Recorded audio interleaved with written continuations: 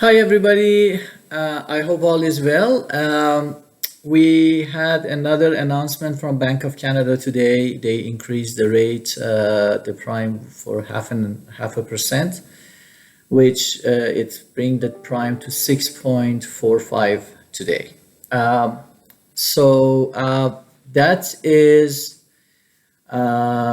they saying that because the inflation still is higher than 6.5 and they want to bring it to 2%, and that's why they increased it.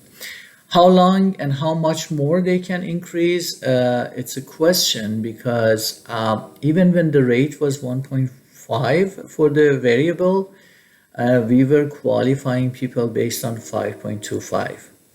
And today, we are 1.2% more than what people got qualified for the mortgage. That means that right now, based on what their income is, they have more than what they can afford for the mortgage. So with this, we will going to expect more for foreclosures and stuff that people cannot pay their mortgage if the government want to do the same thing more and more and increase the rate more. So I think that should be the end of it. I'm not sure. Who knows? They are talking about they want to control the inflation, but the question is the inflation was 6.5 all of this time that they increased the rate, and it didn't change anything. So I don't say that the rate increasing is not effective, but not as effective that they think. But they have no other means to use except for raising the rate. But they have to think twice now. From now on, they have to think twice because people cannot afford to pay their mortgage. And I think that that's going to be a big problem for the banks. And the banks are one of the biggest decision maker in the country because they have lots of money, and they don't want to start seeing people they cannot pay their mortgage in this real estate market that is very cool and nobody is very slow market. So I guess they have to change their way that they are doing this, and nobody knows. But what I think is we never had the prime rate like this for last 15 years. And when I say 15 years ago, the houses was like $300,000, $400,000. And now the houses are like at least 1.5 million, 1.3 million minimum value for a house.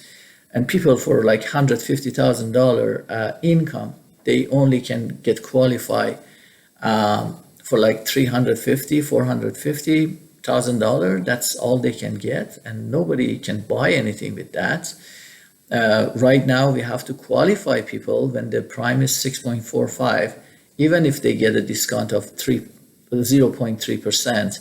So we have to qualify people based on the rate of 8.3, and that's really people who are working with their income. They cannot get that much money, and the value of the houses is still high, and everything is locked.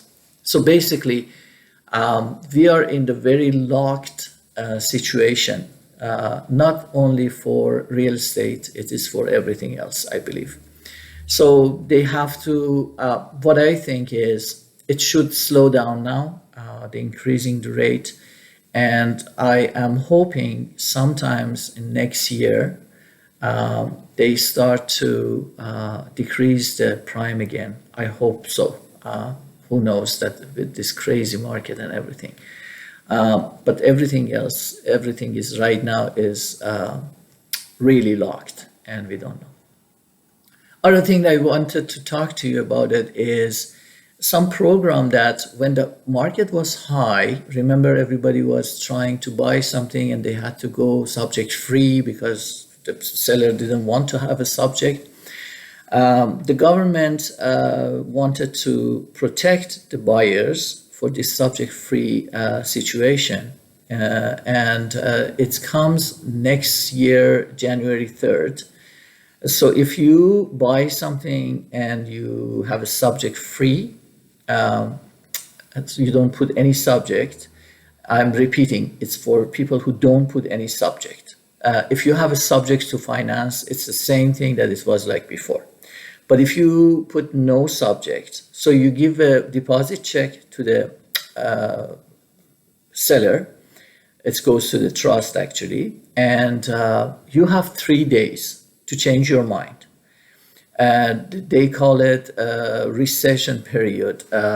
So in these 3 days, what is going to happen is if you change your mind and you say, okay, I don't want this house, you will have a chance to say, okay, I changed my mind. So they have to give your money back.